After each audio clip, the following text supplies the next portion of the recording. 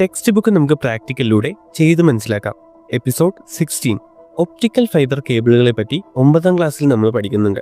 Decorative ലൈറ്റുകളിലും മറ്റും കാണുന്ന ഇതേ ടെക്നോളജി ഉപയോഗിച്ചിട്ടാണ് ഭൂഖണ്ഡങ്ങൾ തമ്മിൽ വരെ ഇന്റർനെറ്റ് കണക്ഷൻ സാധ്യമാക്കുന്നത്. ഇവയുടെ വർക്കിംഗ് വളരെ സിമ്പിൾ ആയിട്ട് മനസ്സിലാക്കാൻ ഞാനിവിടെ ഒരു ടെസ്റ്റ് ട്യൂബ് നിറയെ വെള്ളം എടുക്കുന്നുണ്ട്. ലൈറ്റ് പാസ് ചെയ്യുന്ന പാത്ത് വ്യക്തമായി കാണാനായിട്ട് കുറച്ച് പാലും ഇതിലേക്ക് ആഡ് ചെയ്യുന്നുണ്ട്. ഇനി നമുക്ക് ഇതിലേക്ക് ലേസർ ലൈറ്റ് അടിച്ചു നോക്കാം. ഒരു പർട്ടിക്കുലർ ആംഗിളിനേക്കാൾ കൂടുതൽ ചരിവില് ലേസർ അടിക്കുമ്പോൾ നമ്മുടെ ലേസർ ലൈറ്റ് തിരിച്ച് റിഫ്ലക്റ്റ് ആവുന്നത് കാണാൻ കഴിയും. ഈ സ്പെസിഫിക് ആംഗിളിനെ നമ്മൾ ക്രിട്ടിക്കൽ ആംഗിൾ എന്ന് പറയും.